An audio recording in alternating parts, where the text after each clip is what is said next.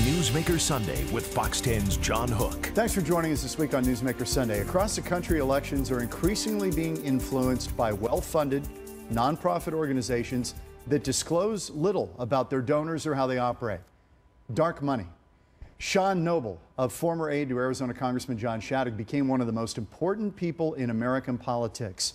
Plucked from relative obscurity by the Koch brothers, the billionaire Koch brothers, he doled out a flood of political money raised by the Koch network. In 2012 alone, he handed out almost $137 million in so-called dark money. Sean Noble is our guest on Newsmaker Sunday. I appreciate you coming on. I really want to kind of peel back the curtain and let people understand what this so-called dark money is all about. Thanks for being here. Glad to be here. Now, your relationship to the Koch brothers, they've been stigmatized, certainly by the left, as this bogeyman. Reid's been masterful at this. Basically, in the Citizens United decision, the High Court said, this is completely, here are the Koch brothers, this is completely legal what they're doing. Right. Well, I mean, the Supreme Court has once again protected the First Amendment. I mean, this is protected speech. Political speech is probably one of the most important aspects of the First Amendment that we could have, free speech, because it's what allows us to, you know, criticize the government, criticize the policies that are going on in the country. And champion your own cause. And champion your own cause. And, you know, what's interesting is that there wasn't a big rallying cry against free speech when the liberals were the ones doing the speaking, particularly unions. Unions had the so-called dark money field to themselves for decades because they were the ones that were spending money in elections that was non-disclosed, and it wasn't until the conservative side of the aisle started to do it and union power started to dissipate that you see all this, oh, this is terrible, we shouldn't have this. And so thankfully the Supreme Court reasserted the First Amendment rights of citizens to speak. How does a guy who grows up in rural Arizona end up as a real heavyweight distributing money from the Koch brothers network? How did you end up there? I know obviously you were with John Shadegg and you were his trusted aide and chief of staff for 14 years. I guess his time at GoPac was an entree. Yeah, look, you don't get much better training in the art of politics than from a guy like John Shadegg, whose father, Stephen Shadegg, actually wrote the book, How to Win an Election. And ran Barry Goldwater's campaign. And ran Barry Goldwater's campaigns. And so there was a great learning experience there. I spent a lot of time working in campaigns across the country. One of my favorite was I ran Tom Coburn's Senate race in 2004 when he ran for the Senate the first time from Oklahoma. He's become a strong conservative voice in the Senate. He's retiring this year. And you know, those experiences, along with taking on the policy fights, particularly on health care, just gave me the experience and the knowledge to do the kinds of things that I've been doing. As we see the money bags in front of Congress, can you win an election without a lot of dough? Sure. Ideas matter. And let me give you an example. There might have been, some of your viewers probably remember, not very long ago, just a few weeks ago, the sitting majority leader of the U.S. House, Eric Cantor, was beaten pretty badly in his primary against a complete no-name college professor. He spent $5 million on his campaign. The college professor spent $150,000. So it's not all about money. It's about the ideas. It's about reaching out to the people. It's about grassroots impact. Let me ask you, Sean, the thing that people constantly say is, to know who we're voting for, and there's so much money, politics is awash in money. We had the $1 billion presidential campaign. Sure. You need to know who is paying and ponying up the money, because voters want to know who's behind them. Is there a quid pro quo? Do they expect favors once they get into office? We need to know who these people are. Well, why would you argue to the opposite? So we have disclosure when it comes to direct contributions to candidates. Candidates who know, they go to someone, they say, I want you to support me for office. They give contributions to them. And that donation is limited. That's limited and it's disclosed. In a congressional race, it's how much? It's $2,500, so $5,000 for both the primary. Okay, so if I want to contribute to a congressional candidate, my limit is $2,500. Right. That's it. Right, and it's disclosed. Tells you where your name, your address, where you work, what your occupation is. Okay. Now I don't know how that stops corruption per se, but that's what the disclosed limits are. And when it comes to non-disclosed, when it comes to the money that is not disclosed because it's spent not in coordination with the candidate, but it's spent outside of that. I think the Supreme Court made a good point that they said, well, that's not a quid pro quo because the candidate doesn't necessarily know who's doing the spending or why they're doing it. And in most cases... And it's a conglomeration of a bunch of people. It could be one person, it could be 100 people. And the reason that that's important is because people have a right to petition the government, petition the grievance, to associate with other people, like-minded people, and to express themselves in speech. The Supreme Court's ruling was speech is money. Money is speech because it takes money to be in the public sphere. And my argument is there's not enough political speech in this nation. When we advertise more for automobiles in this country than we do about public policy and politics, then we clearly haven't raised the public policy discussion to the point where we need to inject it into the American people's psyche. I mean, I think that policy discussions are very important, more important than advertising for cars. How did you get hooked up with the Koch brothers? How were you introduced? One of the things, I got involved in the healthcare fight when Obama was elected in 2008.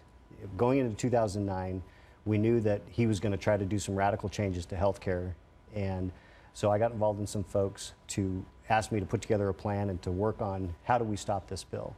And that got the attention of many people in the conservative movement, and that kind of became the effort that most people were focused on in the late 2009, early 2010.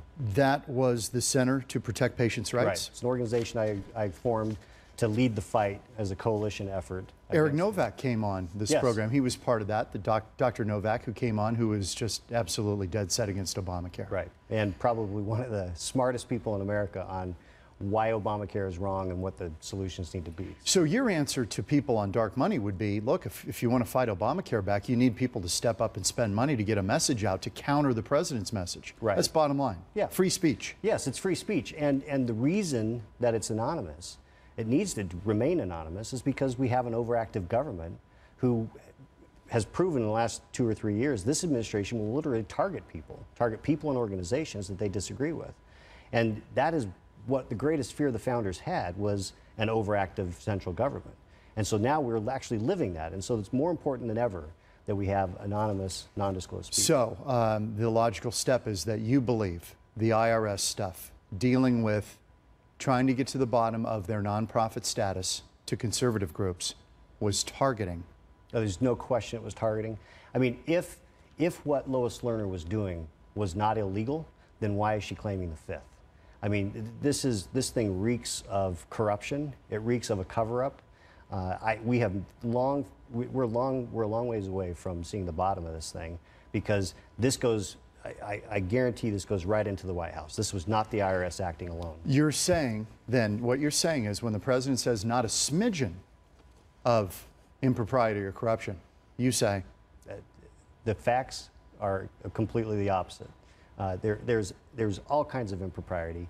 I mean, the fact that they conveniently lost 2 years worth of emails. I mean, we impeached a president, or we were about to impeach a president, Nixon, for 18.5 minutes of tape, which was a pittance compared to 2 years worth of emails that talk specifically about what they're doing to target, to actually thwart people's First Amendment rights. Tell me about some of these groups you've worked with. They have told you these stories, that they were absolutely targeted. They felt that the government came in heavy-handed and were harassing them? Harassing them and asking questions that were just completely inappropriate. I mean, if you filed a application for a 501c4 status and you had anything to do That's with... a nonprofit. That's a nonprofit, social welfare organization. The IRS was sending letters to these organizations saying, we want to know the content of, if you pray, what your prayers are. We want to know what your literature says. We want to know if you've ever volunteered on someone's campaign, going back for the last 10 years, if you've donated to anybody's campaign. That is not the IRS's business when they're making a determination about an organization being a social welfare organization. Let's get back to this term, dark money, and I want to roll tape number 3 if we can. This Wisconsin union fight over Scott Walker, this was steeped in all of this stuff, wasn't it? Sure. Tell me how. Well, this was an example of Scott Walker getting elected as governor and immediately instituting big reforms that would make a big difference in the state budget, because they had negotiated healthcare plans and other retirement plans that were just way too rich. It was a battle against the union. He was trying to beat the unions back. It was a union battle, public employee unions in particular, and he got that passed through, and then the unions went crazy, and they mounted a year-long recall campaign to try to push him out of office. Which is their right also, to say, hey, we don't like what the governor's doing. We have our standing. We're going to fight the way we want to fight. Right. Okay, so the money comes in, pours in from the union, and then money pours in from around the country through these nonprofits, 501c4s and 501c6s, up against the union 501c5s. It's an alphabet soup. In the end of it, at the end of the day, with this term dark money, is it kind of like the U.S. and the Soviet Union in the Cold War? Do they kind of negate each other in the end? I would make an argument that if you look at how much money was spent by the left, Obama and his pals in the presidential campaign, and Romney and his pals, there was pretty much equilibrium. And so it really came down to, ultimately, the reason Romney lost the election was because he didn't relate to people. People just couldn't relate to him. And there was a few things that could have made the difference. So you had this arms race, but then it was really just those tipping point issues, right? And I think that's the way politics works. There's going to be a vigorous debate on either side, but at the end of the day, people are going to go with who they trust. Okay, now on the Republican side, let me just ask you this from a tactical point of view, because you've run campaigns.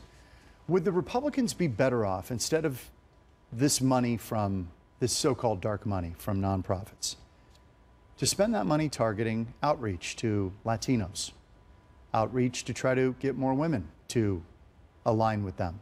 Would that money be better spent in other ways instead of just flooding campaigns with it? I think what you're seeing and what you will see over the course of the next couple of years, leading up to the 2016 election and 2020 presidential election, is you're going to see nonprofits that do more outreach, nonprofits that are associated with Republicans and conservative causes, doing more outreach to outside their base, because frankly, the Republican base is growing old, it's dying off, and we as Republicans need to broaden the tent a little bit.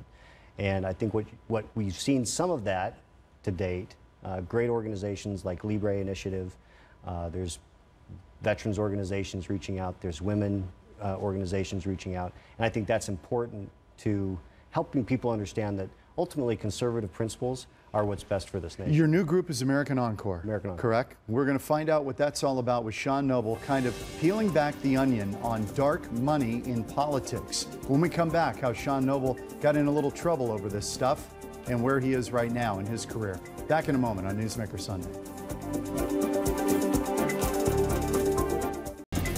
Back on Newsmaker Sunday with Sean Noble. If you don't know the name, Sean was the chief of staff for former Congressman John Shadegg for 14 years. But he then got involved in so-called dark money operations, funding campaigns and candidates through nonprofits, primarily through the Koch brothers. That's fair to say? Mm-hmm. How does a kid from Show Low end up in this racket? I mean, we went through the history of you with John Shadegg.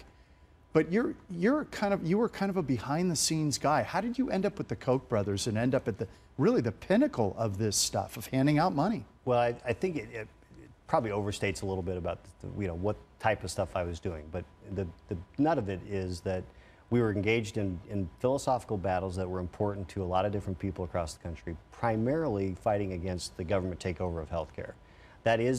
That's what got you involved. Yeah, that's in 2009 and 2010. That was the greatest threat to our nation. Okay, the Koch brothers. Frankly, I can't tell you who's who. Who's who? Can you tell in this picture? Charles and David. Okay, Charles and David. They have absolutely been vilified by the left, for sure. Sure. What would you say about these two guys? Some of the most patriotic Americans I've ever met. They're doing this because they love this country.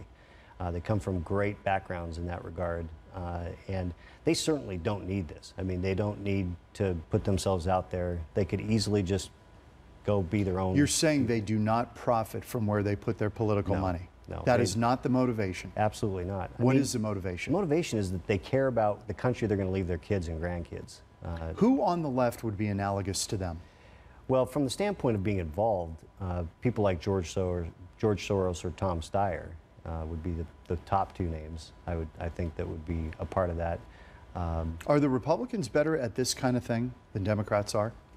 No, I think the Democrats have a lot more history in it because it's been a union-driven process for decades. And frankly, the conservative side of the aisle is a kind of newbie to this kind of thing. Let me run tape number 2. Harry Reid, the Nevada senator. Harry Reid rails on the Koch brothers almost on a daily basis. What's his objection to the Koch brothers? Just synthesize it for me. Well, I ultimately, what they represent is a threat to his power. You know, the Koch brothers believe in freedom. They've been supportive of free market candidates and causes. And this coming November, I think we're almost certainly going to see a change in the Senate, and that's going to take power away from Harry Reid. So when Harry Reid says this stuff, is it disingenuous unless he were to mention in the same breath George Soros? Sure, it's disingenuous because, I mean, he actually has said, gone as far as to say, we don't have billionaires on our side. I mean, it's an absurd statement. But the Koch brothers trump anything else any individual is doing, right? I mean, their money is way surpasses even George Soros or any of these other people. I'm not certain that's true. I mean, we don't know because we don't know. A lot of this is not disclosed. One more time. I want to make sure in the Citizens United case, the opinion when it was written, I mean, basically you're protected. Everything you were doing, it's legal. But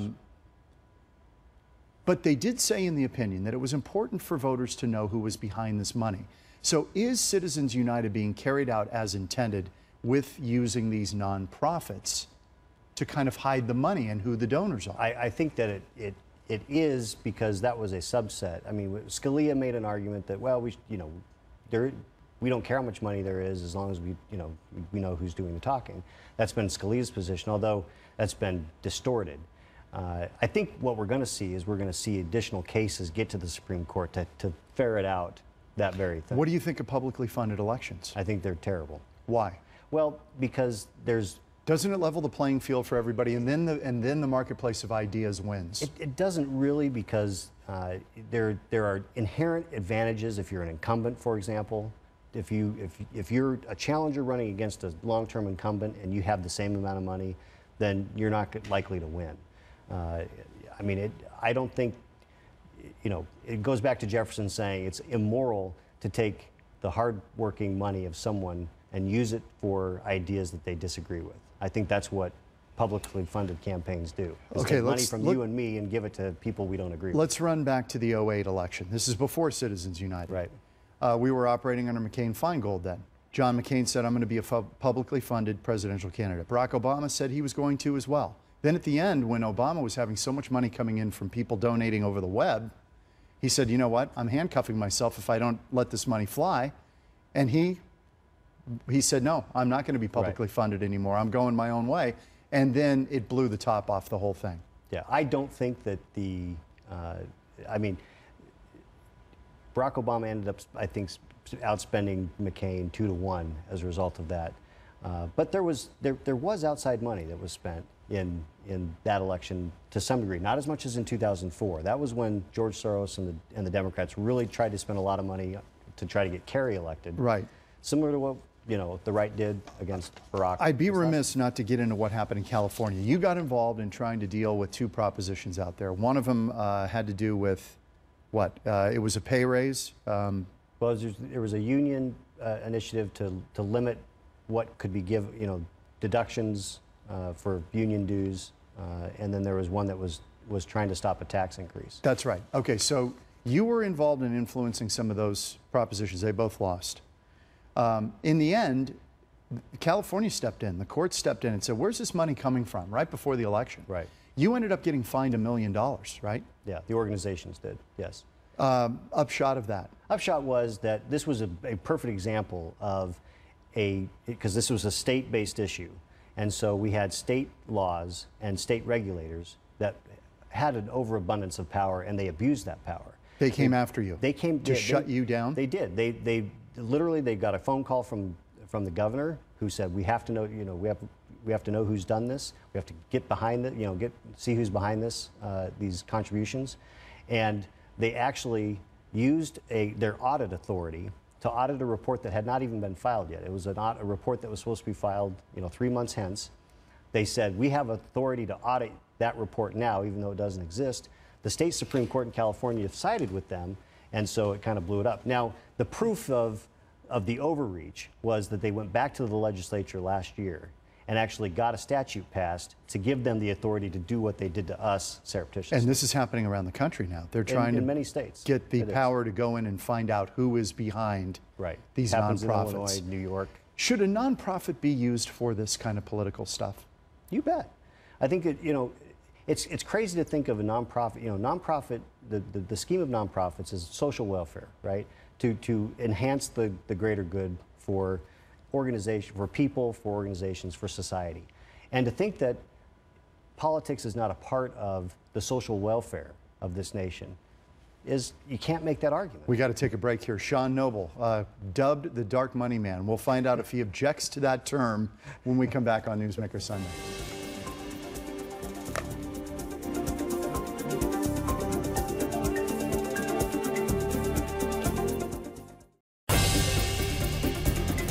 Back on Newsmaker Sunday with the so-called Dark Money Man, Sean Noble. He was connected to the Koch brothers and distributed millions during campaign cycles in 2010 and 2012. That term, Dark Money Man, does that tick you off? Well, Do you object? I think that the left and, in general, people who oppose those kinds of ideas use it as a pejorative. I mean, it is a First Amendment right, and I don't like the term, but it's what people call it. If you're with somebody on an airplane and they say, "Oh, my name's Bill," what do you do, Sean? What would you tell them? I'd tell them that I advise nonprofit organizations, and I do political consulting, and I run a nonprofit organization to promote freedom, the free enterprise system, to make America great again. And let's be clear: you don't raise the money; you just distribute the money from people who want to donate to nonprofits that see the world their way. Right. I mean, there's a great number of patriotic Americans that see this country as something that is great. They see that there are parts of this country that are slipping, and they know that America's best days can be in the future. And so they want to see a resurgence of American exceptionalism. I've got to ask you this. In 2012, there were even polls that showed that Romney was going to beat Obama. How is it that a wealthy guy like Romney, with backing from the Koch brothers as well and other big money interests, can't beat the president who had some issues, but they killed Republicans on tactics, use of the internet, use of fundraising that way, use of grassroots, getting out to communities and getting their voters to vote? Yeah, how does that happen? The two most important components are what I've said before is Barack Obama could have unplugged all of his social media, his digital, all this technology, used paper walkbooks and still beat Romney because he had a huge number of people on the ground. The most important thing in politics is that personal touch. And they did a great job of spending 4 years leading up to his reelection of putting people on the ground, building those relationships in the most important places.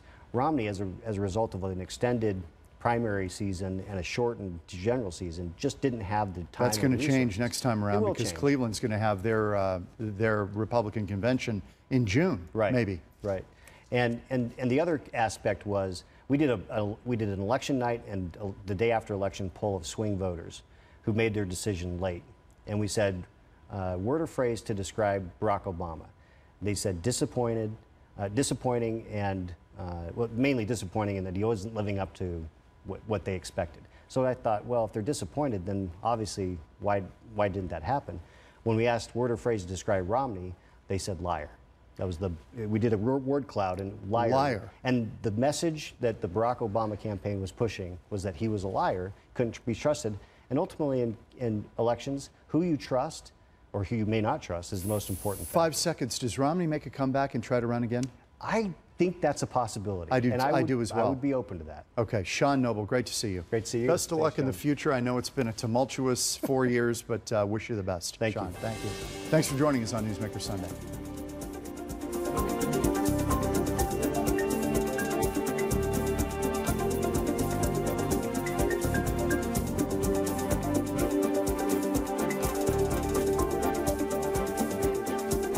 Subscribe to our YouTube channel and get all the best videos from Fox 10.